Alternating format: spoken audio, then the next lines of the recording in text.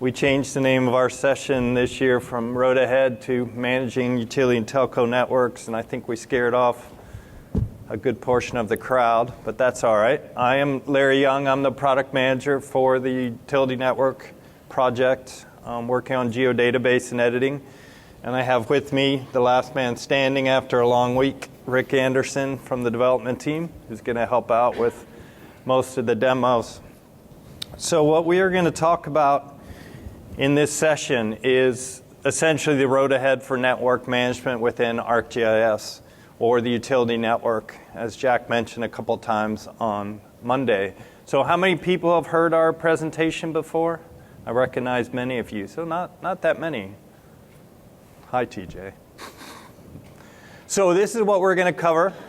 I'm going to do a brief overview, then we're going to get into why you might find this interesting, why you might want one of these utility networks, and then start to get into some details about what this is all about, mix in some demos along the way. So just in terms of an overview, we are going to talk about just that small piece there on the left, the data management piece, how you maintain networks. But just want to reinforce the fact that this is just a small part of the whole platform for utilities and telcos. This network data that you maintain can be used across the platform, and this technology that we are building and we're going to talk about is just another piece in the platform. It's all about having the capabilities of the network to not only edit it, but to analyze it and so on across the entire platform.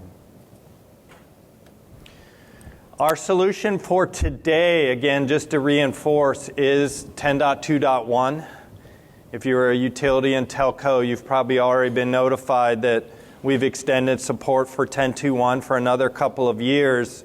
We have been telling utilities and telcos for, 3 years, maybe even 4 years at this point, that 10.2.1 is the release you want to be on. We continue to put patches out on 10.2.1. We have put the 7th patch out in January. We also put a patch out to officially support Windows 10 on 10.2.1, just for utilities and telcos, also in January. So again, 10.2.1 is still the platform you should be on today. So now we're going to move forward and start talking about this project that the team has been working on for the last too many years.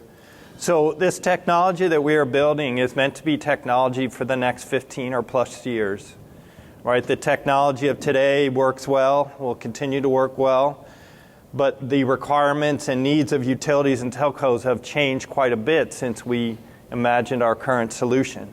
So we need to think about a lot of things. We need to provide support, again, for cross-platform, for smart grid, all those kinds of things are things we took into account in thinking about our technology for the next 15 or plus years. So if you want to talk in terms of a vision for this project that we've been working on, the first one, as already mentioned a couple of times, is this notion of providing support for the network across the entire platform. So for instance, you go out on your mobile device, you want to be able to trace on that mobile device, so you need the network to work offline. You need the network to work if you're operating through a web application and so on. So again, capabilities in the network everywhere. The other very important component is this notion of having a better real-world representation of what's actually out there on the ground. We know from talking to you over the years that your other systems, your outage management, your SCADA, and so on, they already support a better representation of what's on the ground. So what most of you have then is very complicated export routines to move the data from the GIS to this more real-world representation. We think by having that better representation in the GIS, it makes it easier for you to push data into the other systems. It also makes it easier for these third-party vendors to start thinking about building directly on top of the GIS. So there's many reasons why you would want this better representation. And then, of course, everybody always wants it to be faster and more performant. So that's always at the forefront when we develop new technology. We figure you wouldn't be very happy if we give you this great new technology and it's slower than what you have right now. So always thinking about that. So again, just to reinforce this notion that what we are building is platform technology. We're continuing to grow the platform. Everything we do will be available wherever you need it. So why would you want one of these things? Why are they important? So here's a list of the things that we think are very important for this project that I'm going to go through here, starting with the service-based architecture. So this is a very important component about the utility network. It's all services driven. It's the first technology from Esri that will be completely services driven. You no longer will connect directly to the database, you'll connect through services. That gives you a lot of capabilities and makes it easier for the administrators to define specifically what they want the end user to have access to through the map, serve those maps up, and the users again connect through those maps that hit the services. You won't be able to go behind the scenes and just grab a feature class and drop it into your map. Again, everything through services. We still expect that most people will do their heavy lifting on the desktop. We expect, at least initially, the editing will still be done on the desktop. Again, the heavier lifting kinds of editing. Going forward, we expect, though, that more things will push out to the mobile environment. You know, people already do some simple things, collection, that sort of thing, simple attribute editing, inspections, and so on through mobile devices. We expect more of that to be pushed to offline capabilities. Not with the first release, but with second or third release, things like Collector and Explorer will become network aware, so they'll know what a utility network feature is. We will probably add some basic tracing capabilities to those applications. We expect partners to write quite a few applications in the mobile environment, and of course you'll still have the runtime SDK support to start writing your own. In the web environment, it's pretty much the same. People are starting to do editing on the web, some simple editing. 3 to 5 years from now, we expect to see full-blown editing apps in the web environment. So again, we need to make sure that the network works there. We expect partners will be very active in this area as well. And again, you'll have our out-of-the-box web app builder and so on that will become network aware to allow you to start creating better web apps right out of the box. So that's the services-based architecture. So the next thing that's important is this notion of ensuring data quality. Users have told us all along, don't let us create bad data. You know, don't have us go through this workflow, make a connection between a high voltage line to a low voltage line or an 8-inch pipe to a 12-inch pipe, and then have to run QA/QC down the road to figure out that that was the wrong thing to do. So we're trying to put more capabilities up front to stop you from creating bad data and connecting things that shouldn't be connected. So some of the ways we're doing that is improving the editing environment to create some additional template types, which I'll show a little bit later. This notion of group templates, or the ability to lay down multiple features with a single sketch, or preset templates, the ability to select a set of features and make a template out of them so you can place many features with a single click. As part of all this, as part of working with templates, when you select a template to add a particular device, it will check the connectivity rules defined in the network to see what are the valid connections, and it will automatically set the snapping environment. So you won't be able to snap a device to something that it's not supposed to connect to. Another thing we're working on is something called attribute rules, which will use the arcade language to allow you to script rules that automatically populate your attribute values as you add and update your devices, your features. So a simple example here is life cycle, where I'm going to set my life cycle to abandon and automatically update my pressure on my pipe to be none. You know, very simple thing, but this is the kind of thing you'll be able to automate with attribute rules. And I'll talk a little bit more later about some of the other capabilities that you have with attribute rules. And then finally, when you edit within the network, this is one of the distinguishing factors about the utility networks. We don't maintain connectivity information on the fly as we do currently. The reasons for that is performance. But as you edit, it creates dirty areas similar to what you have with the geodatabase topology or the network data set. At some point in your workflow, you then validate or update your network topology. As part of that process, we'll check all the rules in the network, and if something slipped past the snapping environment or you're doing bulk loading of data or something along those lines, all the rules will be checked again. And if there's an error, it'll get flagged. And you'll be able to use the error inspector as you do with geodatabase topologies to identify and work through those errors. So that's sort of a catch-all for any inconsistencies in the data. So the next important thing, and I touched on this a little bit in the vision, is this real-world representation. And there's a couple of ways that this plays out. One is this notion of containment, or being able to maintain devices inside of devices. So in this case, we're looking at a regulator station, which traditionally on the map was represented just as a single point. But now you can manage all the devices that are inside of that. And depending on who you are and what you're trying to do, you may only want to see that regulator station, or you might want to see all the details of what's inside that regulator station. And it applies not only to point and polygon features, but also to linear features. So the telco model in particular, this containment notion will be very important in managing the cardinalities of the strands and the wavelengths and so on that are inside the conduits and the ducts and the cables and so on. The other important aspect of the real-world representation is this notion we call terminals, or being able to have multiple connection points for a device. So a simple example is a transformer where at a minimum there's a high side and a low side connection for that transformer. Well, traditionally a transformer has been modeled as a single point, but you need to model the high side and the low side so you can connect the medium voltage to the high side, the low voltage to the low side. And this can get a lot more complicated. I don't have the examples here. I have some other examples later on. You get into more complex switches or valves within water and gas networks.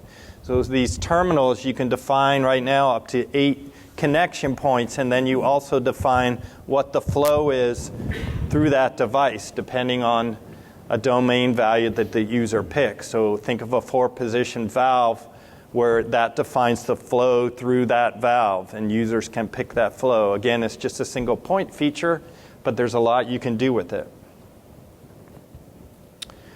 So moving forward, and we'll show some examples of this, the tracing capabilities.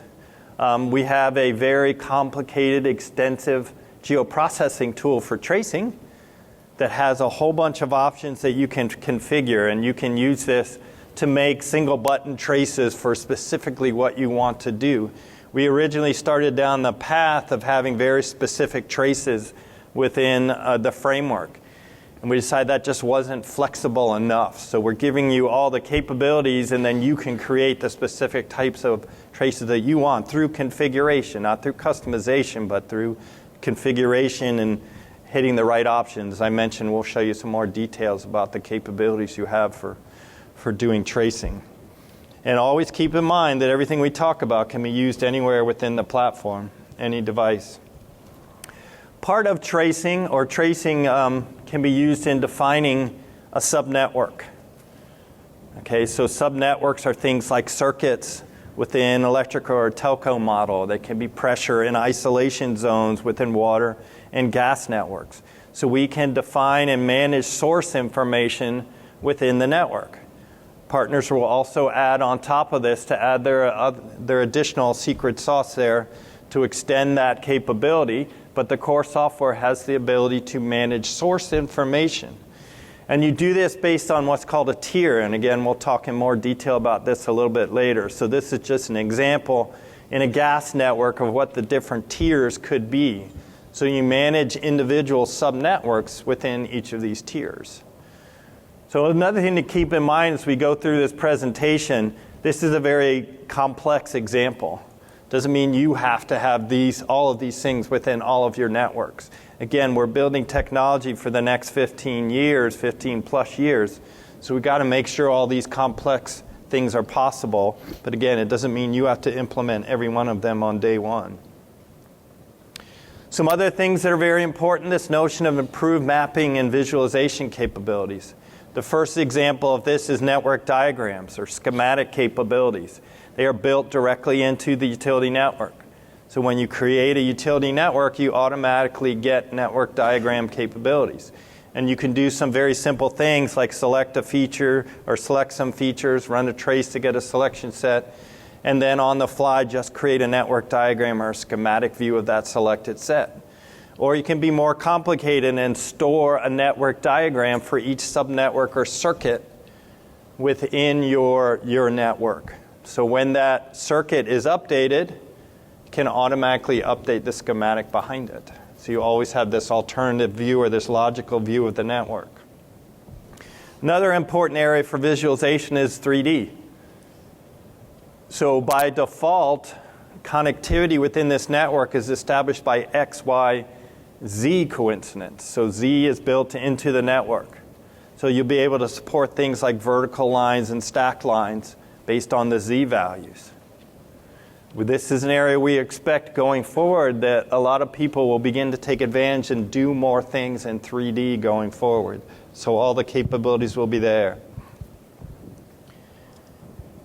Another thing for visualization, there's a lot more filters that are being built into ArcGIS Pro, which will be the initial client for the utility network, to do things like allow you to select a particular circuit or zone that you want to work on within your network and then gray out everything else. So it just allows you to highlight what you want to work on. So just some of the visualization capabilities. Next very important thing is export, and I talked a little bit about this earlier.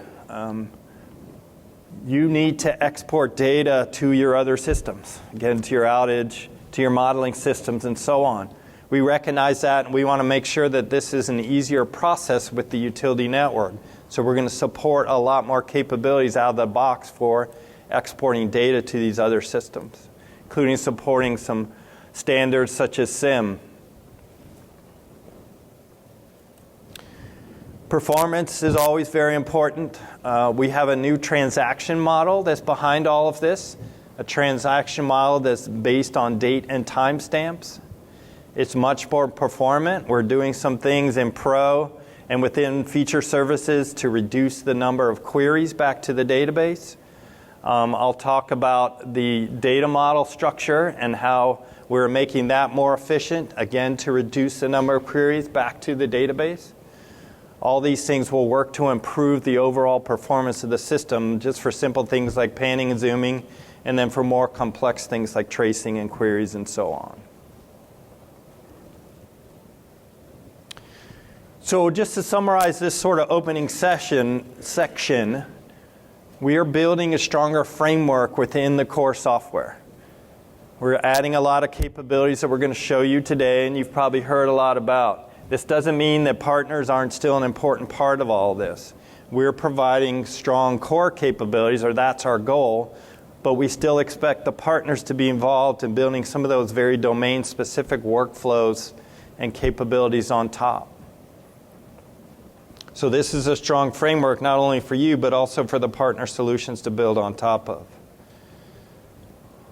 Any questions on any of that? If you have any questions, go ahead and ask them along the way. We're not going to necessarily wait till the end, so just raise your hand if you have a question along the way. So what exactly is one of these utility networks? And we're almost to the first demo here. Just give Rick a little heads up. So a utility network consists of a structure network, which could be poles, that sort of thing. It could be conduit, duct, and then one or more domain networks. So for something like electric, what this means is you could have transmission and distribution within the same network. Why would you want to do that? Well, because they share the same structures. Only manage your poles once. You also might want to trace between those two. But because this is all services driven, you can use services to then control the view that the end user actually has. So if I'm in the distribution group, I'm not allowed to see transmission. So I can still control that through the services and the layers that I manage and that I put out there, so that that user cannot see the transmission data. But an administrator or an executive would still have the ability to see both and trace through both at that level. Okay? You can see some examples of some of the other potential setups there for using domain networks in that single network.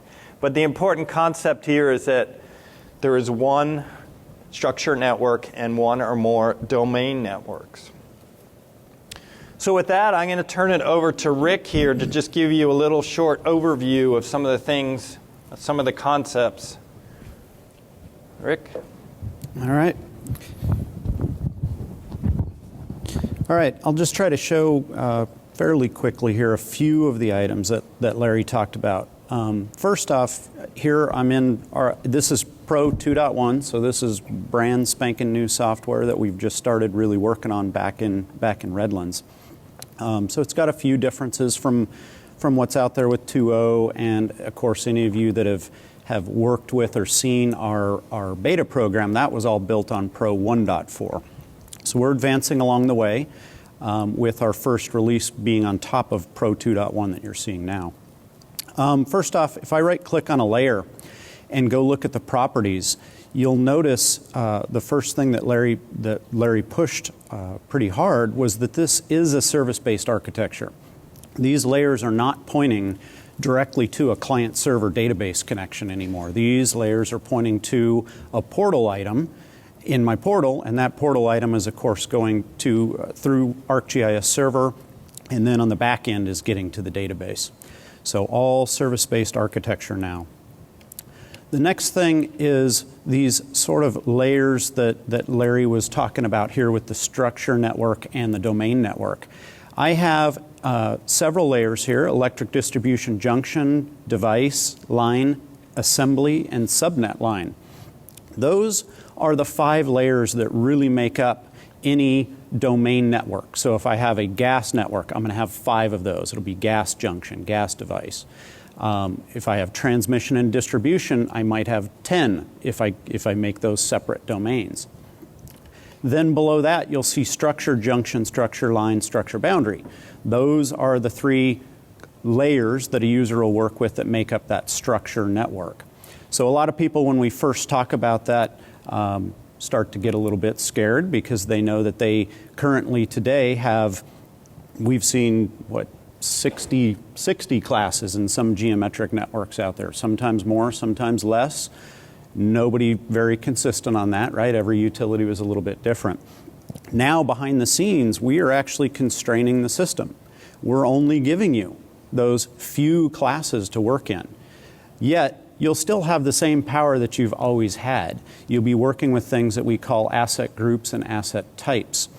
So an asset group is equivalent to what you would have had as a class before, such as a transformer or a switch or a valve. And then the asset type further defines that. So if I open up one of these simple layers, I'll see things that you're familiar with: circuit breakers, fuses, transformers. Those can be broken out into individual layers themselves, and I'll show you that this new concept called a subtype layer in the second demo. So how do we learn a little bit more about what's going on inside of the utility network? I have a layer here representing the utility network.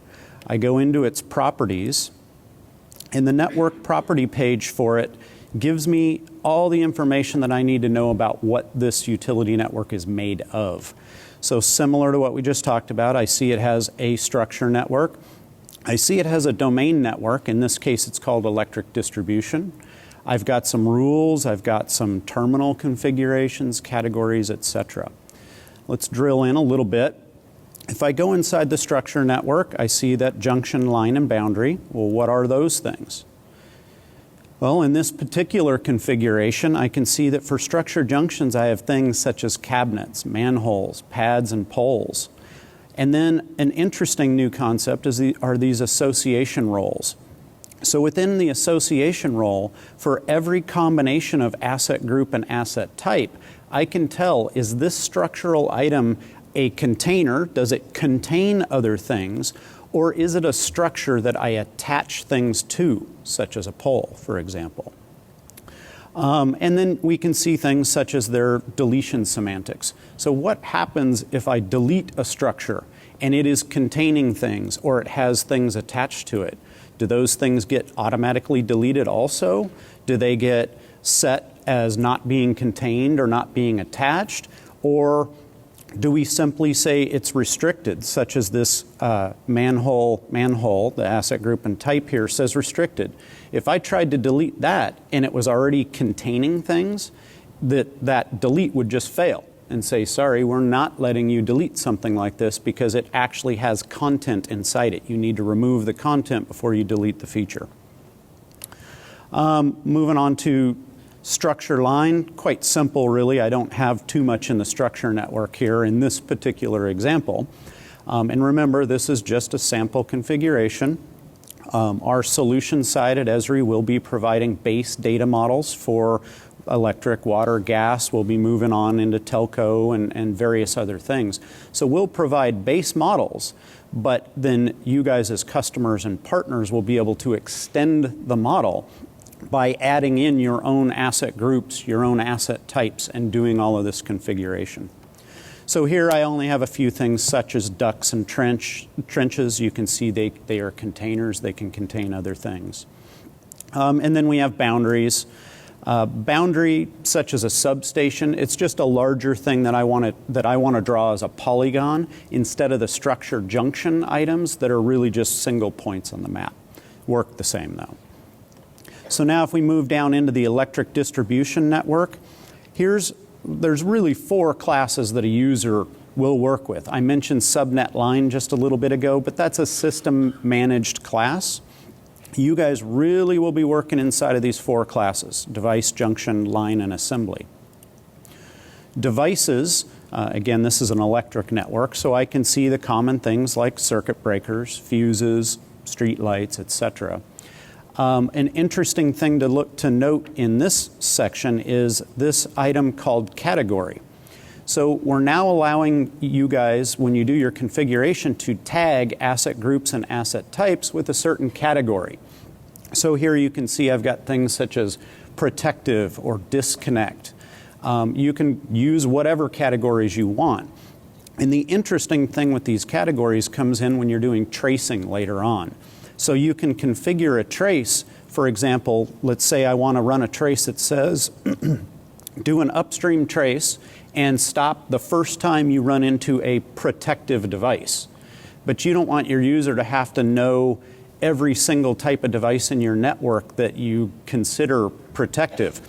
I don't want to have to list all of those out one by one. So instead, we use these categories. Stop the first time you run into a device that's tagged with a category of protective. Gives us quite a bit more power in the tracing framework. And this is super flexible. You guys can come up with all your own categories and tag them on. Each of these asset groups and types can have as many as they want. Another interesting one here you see at the bottom is an example where I've got subnetwork source. I also have that on that line that I happen to be on, which was circuit breaker. Subnetwork source is now a really important thing inside of the utility network. As Larry mentioned, we're managing subnetworks now. Well, how do we do that? Well, first off, we need you to tell us which asset groups and types are the sources inside your network. Then, once you create those features, that becomes the controller or the source point of a subnetwork. As you start attaching features to it and building your network, now we can run a pretty simple trace from those features that are tagged as sources, and any of the features that we encounter after that are now part of that subnetwork. So a circuit, for example, in electric, or as Larry mentioned, pressure zones, cathodic protection zones, ISO zones, that sort of stuff in water and gas. The final thing here is this last column called terminal configuration. So Larry touched on it briefly, but we can do a much better job modeling the real world now in the utility network, and these terminals are what allow us to do it. So my circuit breaker here says it's dual terminal, so I can pretty much guess it's got a high side and it's got a low side. So now if you think about modeling those subnetworks, anything connected to the low side of it is part of that source's subnetwork. Anything that came in on the high side of it is some higher level subnetwork, or a circuit above this particular object. Again, a lot of this stuff is up to you, how much of it you use, except when it comes to sources. All source features in the utility network must have at least 2 terminals, and one of those terminals has to be flagged as the upstream terminal. That's because now in the utility network, we're deriving flow on the fly. For those of you that worked with geometric networks, you know that as you digitize, the direction you digitize stuff impacted the network, and oftentimes you got in weird situations because you digitized the wrong direction, and then you had to flip features and change direction of things. You don't have to do that anymore. We're figuring it out from first principles. Anywhere you want to trace in the network, we fan out very quickly in all directions. We find a source feature, something tagged with subnetwork source. We find its low side or its non-upstream side. Now we know downstream, and we can figure it out on the fly without having to deal with that flow direction. So I won't go through junction and line. They're quite similar. Assembly is really just another grouping where you've got a logical container. It's not necessarily a physical container such as the cabinets or substations. This is more logical. In this case with electric, things like transformer banks, fuse banks, that sort of stuff. So another way to use containment in your network. Now really to talk about the power of the utility network is when we start getting into quality of data. Everything in the utility network now requires rules.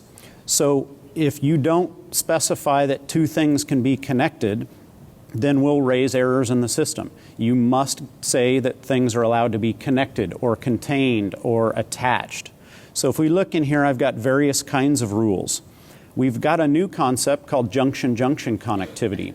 This is allowing me to have 2-point features that are not coincident, and I don't have to digitize a real edge between them. I can just say that they're logically connected to each other through a connectivity association. These will be interesting to see how you folks use them, but one interesting place that I've been working with them is think about on a pole in electric where I've got some sort of tap, and then I've got a fuse and a transformer, and then I'm going into maybe low voltage. Well, those things in the real world are only a couple feet apart. I don't really want to manage all of those tiny little features. I don't want to digitize all of those. So instead, I can create these very simple connectivity associations between those. Junction edge connectivity, that's our normal geometric network coincidence. Saying, hey, if a line's endpoint is at this type of junction, I'm going to say it's okay for those to be connected.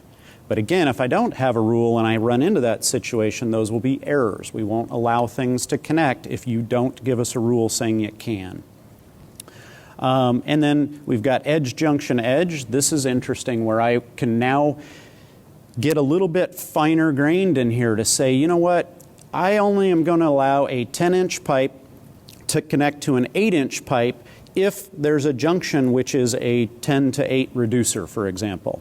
So you can really start controlling the quality of the data. And then, of course, containment and attachment. If I open up one of these, take a quick look in here, you can see things like in this junction, I'm saying for row 7 here that my electric distribution device, which is a fuse asset group, any asset type, so any type of fuse, is okay to connect to a transformer that's an overhead type on its high side. So transformers have terminals. So we're getting very fine-grained on how I can control the quality of data that I'm allowing inside of my utility network. And quickly just show you, here's those categories, right? In this particular case, I've only got a couple of categories. And again, you can define as many of those as you want. Larry? All right. Sure. Okay. Right now you're using categories on just like a class network. So having an ArcFM style background, I would think of that like a model. So having class categories is good. Gives you a nice consistent model so it's abstracted. But in terms of doing analysis and reporting, I'm trying to think about how I would have like a non-network attribute that I would, in my mind, I want to have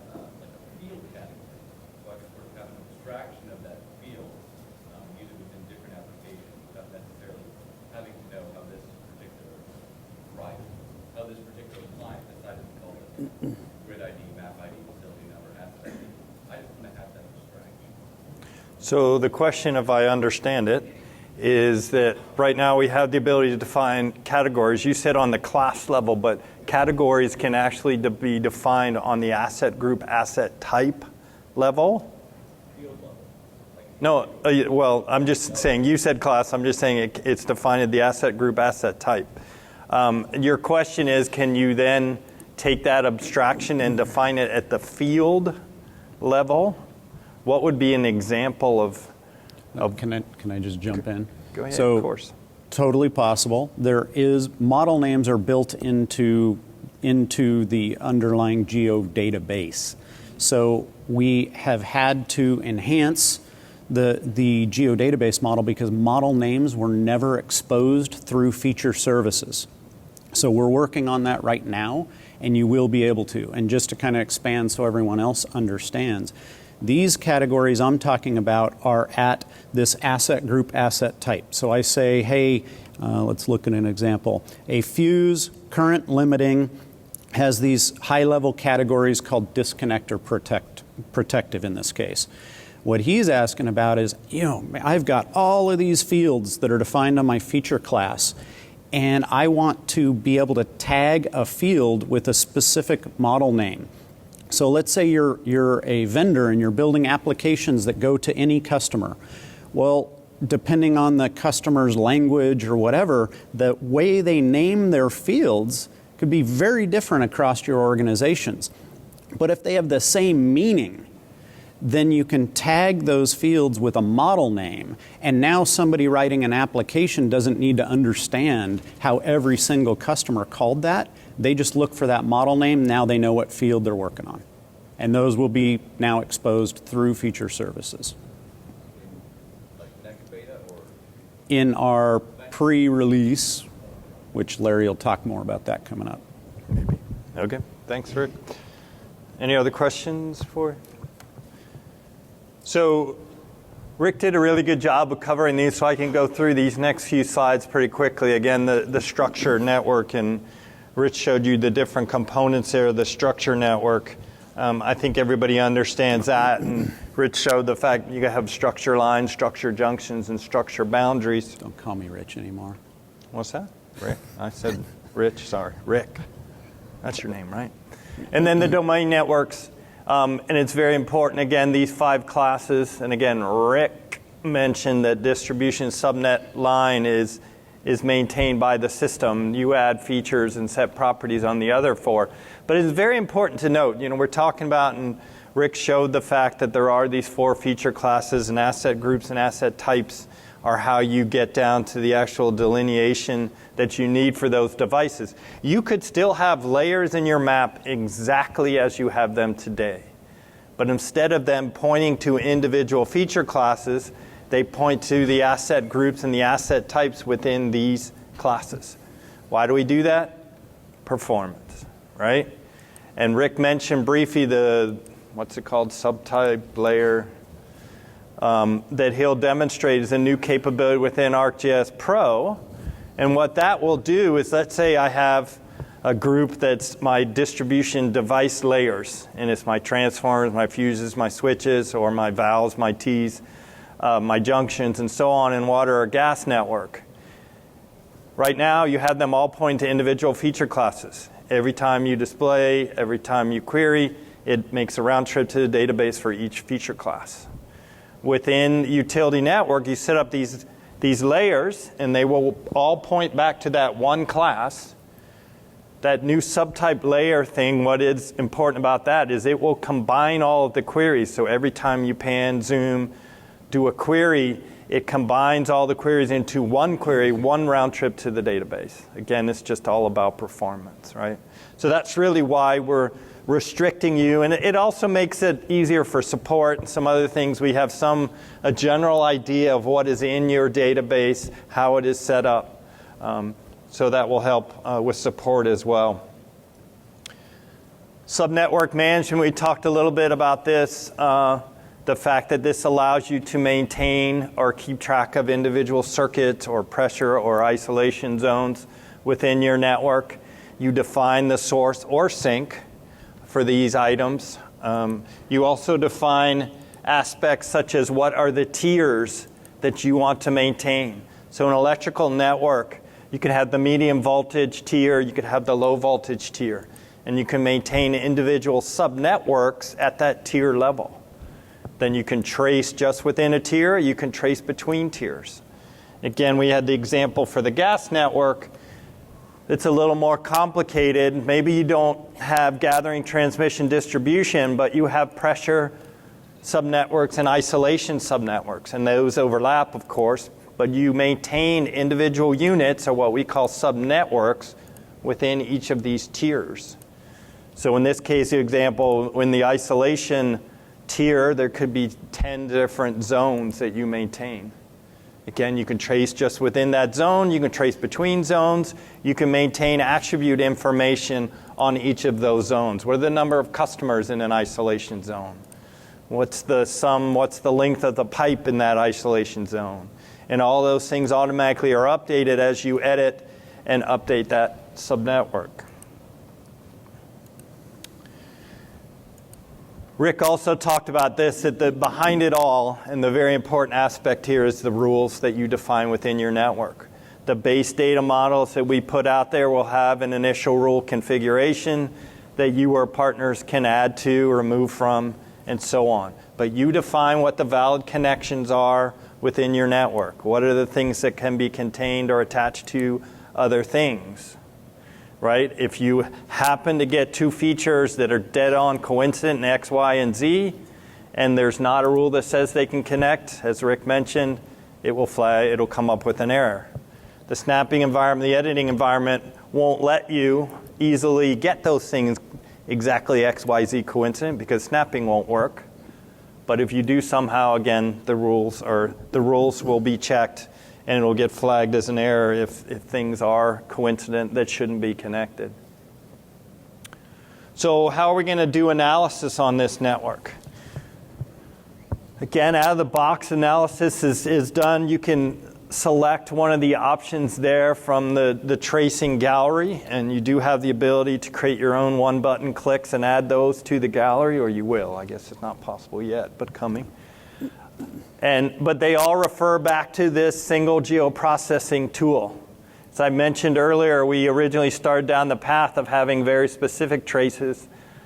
Partners pointed out to us there's not much flexibility in that. So now we have this tracing dialog with a lot of options that you can control. This is actually outdated, isn't it? So some of the things you can do is to set network attributes. You can specify that I only want to trace on certain pipe sizes, for instance, so certain material types.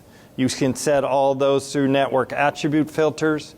You can trace based on or create sums. And I mentioned this as part of subnetwork management, but you can also do it as part of an individual trace. Sum the length of pipe that's returned from that trace. So sum the number of poles, or give me a count of the number of poles. These functions can all be applied as you do your traces. And then you have terminators, and you can specify an expression. Stop when the enable field is false, or whatever your attribute values are, or you can stop based on those categories that Rick showed when you were looking at the properties of his network. Stop at all protective devices. Whatever asset group, asset type combination you have defined as a protective device, you can automatically stop at that as part of a trace. So your isolation traces and so on can all be easily configured. And again, you can make it all into a one-button click based on these configurations. And then finally, output filters, the ability to specify what do I really want returned from this trace. I'm doing an isolation trace. I only want to return the devices that actually stops at.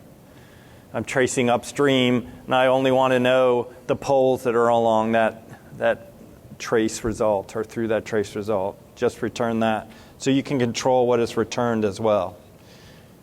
And with that, I'm going to turn it back over to Rick. Hopefully he's ready for a little tracing demo. All right. On my exciting and huge network that I'm going to demonstrate for you today, I'll show you a couple of things that Larry talked about. This is a very tiny example. It's electric again, but it'll get you the ideas of what's going on here. First thing that I need to do is set either a starting point and or barriers on my network. So I'm just going to create a starting point along here. And one thing I forgot to point out when I was demoing earlier is the access point to get into all the utility network stuff is from the utility network layer. When I select that, the Pro application is very context sensitive now. It follows sort of the Microsoft pattern of using ribbons and context sensitive as you click around. So now, once I've selected my utility network layer, I get to the utility network ribbon and its data tab. All of the tools for the utility network that I normally would be working with day to day are available here. So trace locations opens up the pane that you just saw me use, shows the list of traces that are out of the box that Larry was just talking about. So from there, I'm going to go ahead and select Subnetwork. This brings up this, how did you describe it? Complex yet powerful Convoluted, tracing large, tool. yeah, So there's a ton of options on this trace. Scares a lot of people the first time they see it. Just keep in mind that as he mentioned, there's ways to simplify this for your users. You can wrap this trace tool in using Model Builder, so that you only ever expose one or two of the checkboxes out of the 30 things that we've got available. You preset this to exactly the type of things that your users are going to use. They don't ever need to worry about going through all of these complex lists and trying to figure it out. You can also use one button type of operations. And you're going to start seeing that coming from our partners. You'll surely see them providing toolbars with simplifications and wrappers around this stuff. So because I chose a subnetwork trace, I need to tell it which domain network I'm working in, so the electric distribution, and which tier. I happen to be in the medium voltage. If I run this now, as expected, it found everything inside my circuit here. It's got 19 features. The interesting thing is there's two boxes on here that were checked by default to include containers and include structures. In this example, over here on the far left, I have a boundary that is representing a substation. So it's the container of the circuit breaker and a couple other things in there. And over here on the right, I actually have a pole that has the fuse and the transformer attached to it. So because those boxes were checked and those structure items are directly attached to my domain items, we can very, very quickly find those things as we're running traversals. In the past, you guys probably had relationship classes over to structural items. And that works, but every time you have to traverse over a relationship class, there's a performance penalty. So as Larry was pushing, we're driving more of this information down into our low-level network so that it's very rapid to traverse across it and pull back things such as structures. So if I uncheck my include containers, include structures, run that again, now we're down to 17. It's not picking up the pole, it's not picking up the substation itself. Of course, out of the box, we've got upstream and downstream, as you would expect, and as I told you earlier, that does a full check from first principles. Where are the sources? Now I understand upstream, downstream. Now I can run the trace. Functions, Larry mentioned, these are pretty cool. So right out of the box, you can see, of course, I can traverse my subnetwork or my circuit. But as a user, I can very easily add and pick up some new information. So maybe I want to add up the shape length for every line that I traverse. So with just that simple little bit of information there, I run this, and if I open it up, it tells me the result of that function that I just added in my simple little network here was 976 feet. So without having to do any other complex analysis or checking, I can build that right into the result of the trace as I run it. And the final thing here to show you real quick is some of the output that Larry mentioned. So from that same trace location, maybe what I want to find out is where my next protective devices are. And of course, I could choose upstream or downstream. In this case, since I'm choosing subnetwork, it's going to go in all directions. So I run this, and now it only returned 2 features. It did hit this fuse over here on the right, and of course the circuit breaker that was up here in the substation on the left. So using that category information to very rapidly come back with an answer to my next protective devices. And again, if you guys added special categories that mean something to your business, this is how you can take advantage of those in the tracing framework. We didn't have to create a protective device trace for you. We gave you a very flexible framework that lets you tell us how you want that trace to stop in this particular case. Subtype layer. Let me show you the subtype layer real quick. So this is brand new. The subtype layer is brand new in 2.1. It's only a couple weeks old, so I've only played with it just a little bit.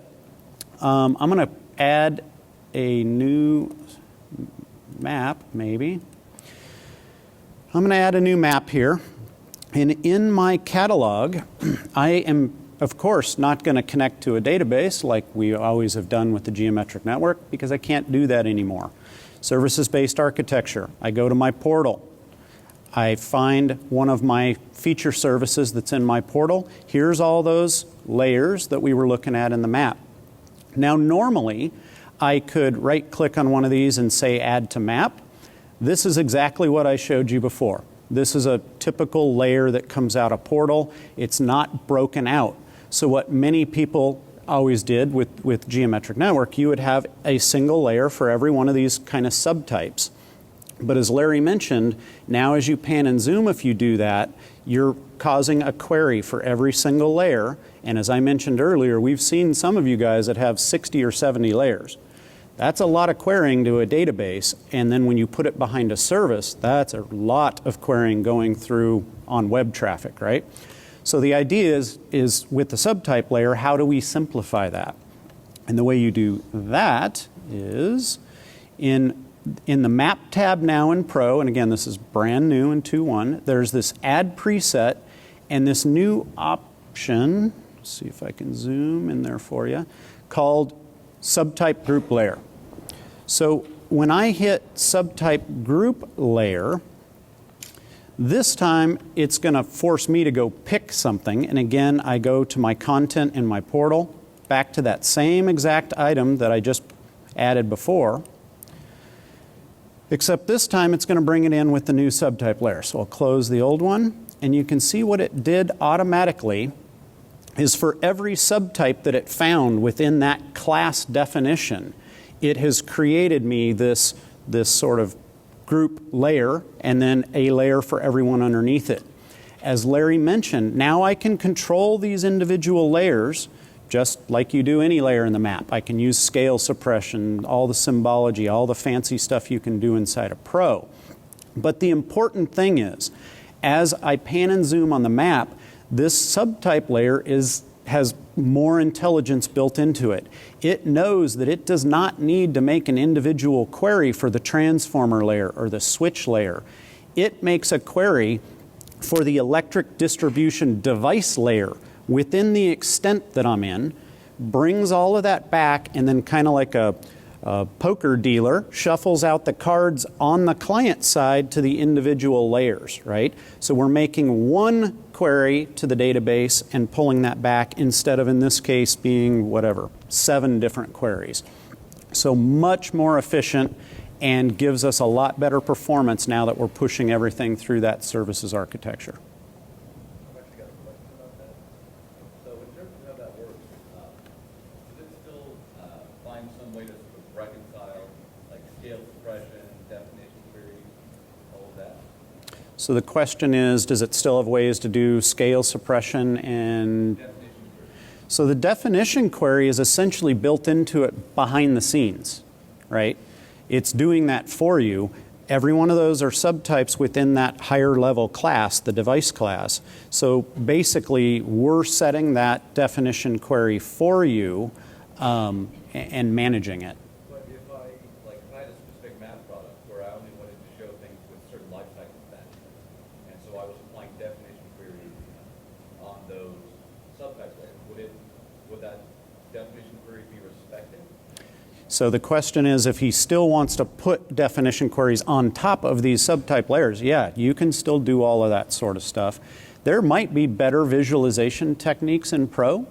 A definition query, I don't know how many of you use those, but I've never been a fan of those because when you put a def query on, to any client trying to read that data, it acts like that data doesn't exist in your database. So you have to be very careful with those map products, because if people don't realize they're there and they're expecting to run a query that says, find me all transformers that haven't been serviced in a certain amount of time, but unbeknownst to them, you had a def query on there, they might think your system's pretty healthy, but the def query knocked that data out. So there are some new techniques that you can use inside a Pro that make some of that a lot better. I can't really quickly show any of that, but yeah, there's these things called display filters now. You can set a display filter to hide what you initially said, hide things that are proposed versus in service, right? So if you use a display filter from the map view, the user doesn't see those things. But if they need a query, they're there, right? So it would still, display filters still hit the database and still back. Yeah. Sorry, I got to cut you off.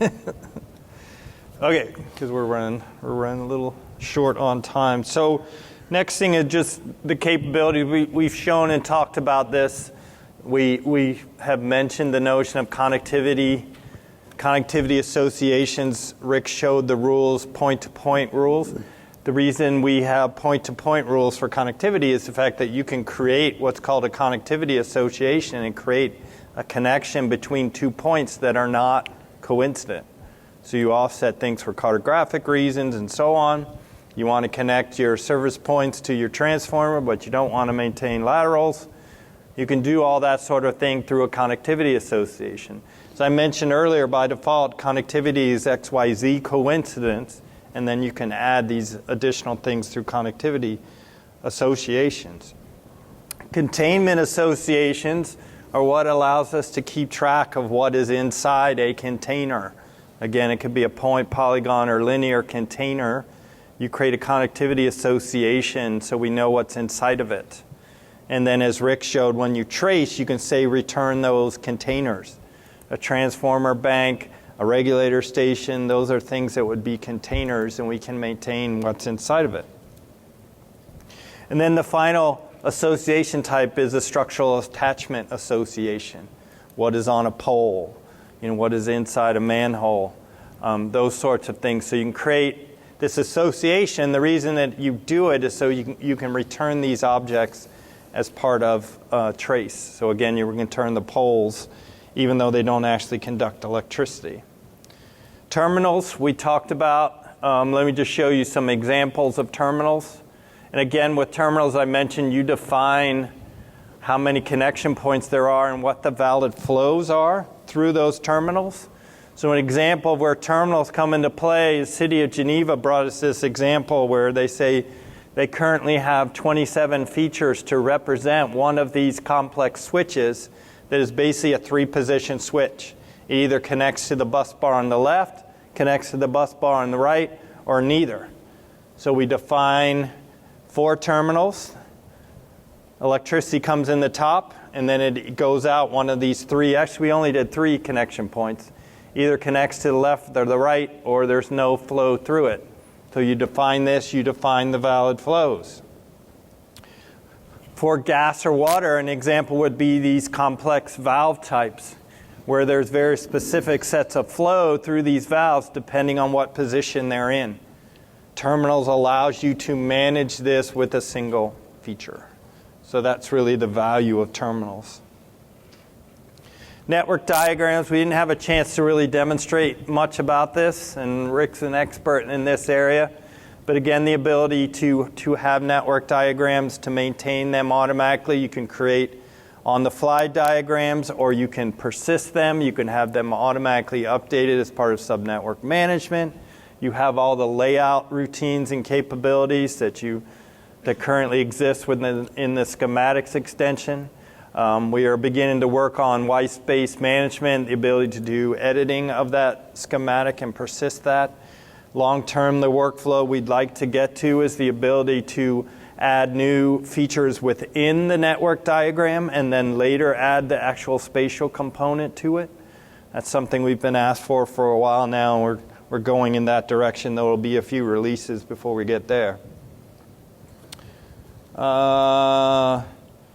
Some of these things we already talked about. I'll talk briefly about attribute rules, and again, that's the ability to specify a rule based on the arcade language that will fire when features are added, updated, deleted. You can fire a rule to automatically set attribute values. And there will be different types of attribute rules. Calculation rules are the very simple. This field is based on that field plus, or field B plus field C. Constraint rules are things that if there is a constraint rule, like I can't create a line that's less than a certain length, if you try to create a feature that is less than that length, the system won't let you create it. So constraint rules are applied as you try to commit an update or add a new feature. And then validation rules are things that run after the fact to check the validity of where you put that feature or that sort of thing. So those are the types of attribute rules. And these things, the subtype layer attribute rules, those are system-wide. They're not specific to the utility network. These will be capabilities of the platform. Attribute rules will be cross-platform as well. So regardless of where you edit, whether it's through ArcGIS Pro, through a mobile device, through a web application, you still want and need these rules to fire. So they'll be cross-platform. And that's the main reason why we're using the arcade language, because it is cross-platform. I spoke briefly about the transaction model. There's a new transaction model behind the utility network. You still will create versions. You'll reconcile in your post versions. You won't have to do things like nightly reconciles. That won't be necessary with this system. But all the other concepts you understand will still be in place. They're just in new guts behind it that's much more performant, has a lot more capabilities. Some of the things we're looking at doing there in future releases are things like partial posting, the ability to post just part of a design or a version. With this, you'll also be able to parallel post.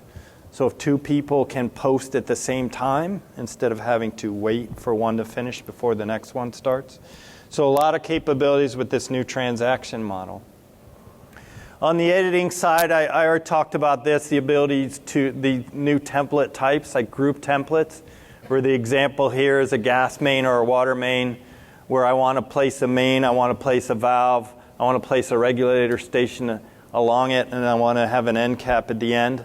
Place all of those features with a single sketch instead of having to do it one at a time. The other example for that is this notion of a preset template.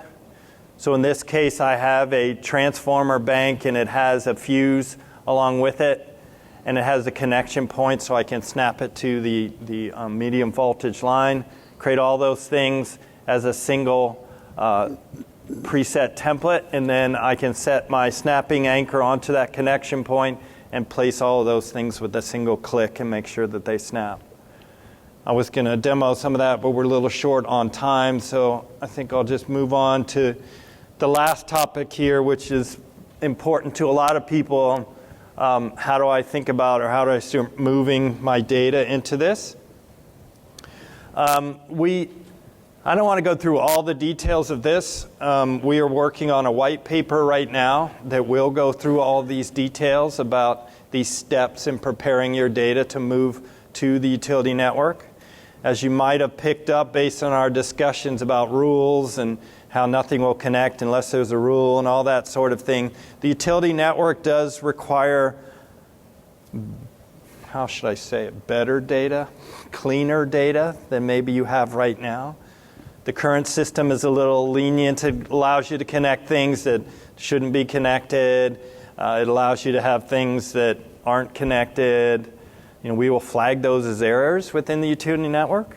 You can ignore some of them if you want, but so it requires just better data as you go through this. So the steps here about preparing your data, making sure the relationships are all global ID based, that sort of thing. All these slides are available, so you don't have to necessarily take pictures of all these. They're in the proceedings. You've already taken pictures of most of the slides. But data mapping, so we will have routines that are available in the pre-release that allow you to do this data mapping. As we mentioned, everything goes into these fewer feature classes with the asset groups and asset types. So how do I take my existing model and map it to the new model? So we will have tools out of the box that will help with that process. My transformers now go into asset group transformer in the distribution device class and so on. So we'll have routines for doing that data mapping side of it. And the output then from the data mapping side is it creates a set of XML files that you can then essentially run to create this staging database. So it's a geodatabase with no network that you can then start performing data checks on to make sure that it is valid. That's the post-processing of your data. So as I mentioned, all these steps will be defined in a white paper that we will put out before the release of the software to start going through all of these steps of loading data. Now, one of the important aspects of this, so again, this is just a list of the different things, the tools that we will provide along the way. And again, the white paper will detail all of these steps out. But one of the important things in thinking about moving to the utility network is we call it fidelity, low fidelity versus a high fidelity model. Not everybody likes that name, but it's the only one we have right now. So if you look at something like that, how do you model that in your system today, and how should you model that going forward? So if we look at the way it's currently modeled today, which we would call a low fidelity sort of model, that transformer, even though it has 3 individual cans out there on the pole, it's modeled as a single feature with connection points. Now, the very extreme high fidelity model is a transformer with 5 connection points, which is beyond what most people want to do. But that's sort of the question of, if you really want to take advantage of all of the capabilities of the utility network, at some point you're going to want to get closer to that representation on the right. Again, that's a little bit extreme if you're going to manage whether it's a delta Y, blah, blah, blah, type of transformer. That's when you get into all those multiple connection points. But again, you get all of the extended capabilities of the utility network by going to this more real representation of the data. And I think with that, so briefly, so right now we are in what we would call, or what we do call, a restricted beta. We are in beta. We're very happy to be able to say that. It's been a long time coming. We are in beta. Restricted means that we are looking for organizations that really have the time and the resources to load the software and really begin playing with it. If that's you and you really want to do this, talk to your account rep and they can get you in touch with me on how to actually sign up. But originally we were going to do an open beta. We are pushing that open beta to our pre-release, which is in around the end of September, beginning of October. The pre-release will add things like annotation support, which isn't in the current beta.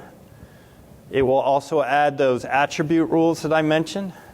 So those will be coming in that pre-release, and they're very important. The first release, we are still planning on releasing on top of 10.6, ArcGIS Enterprise 10.6, and ArcGIS Pro 2.1. So when those releases are ready and made available, then the utility network will be with them.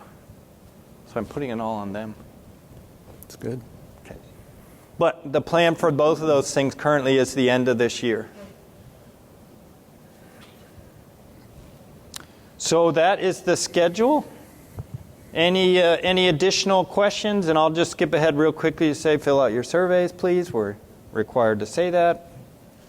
So any additional questions? We still have a few minutes. Yes, sir.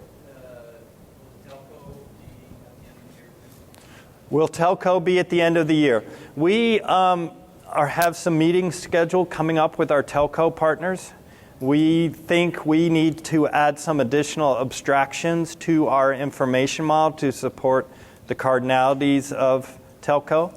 For instance, right now, if you wanted to represent a telco model, you'd have to have an individual feature with a shape for every strand, every wavelength, every connection point, and that probably wouldn't scale very well. So we want to meet with our partners and understand what they're doing and what additional things we need to add to support the telco model. Once we do that, then we'll have a better handle on exactly when we will extend our information model, but we still we want to get all of that in for the first release. So the telco model won't be available with the pre-release, but we're still hopeful that we'll get it in for that first release. Yes, sir. You ended up with only 5 feature classes. Mm-hmm. Is it allowed to use relationship classes on those feature classes?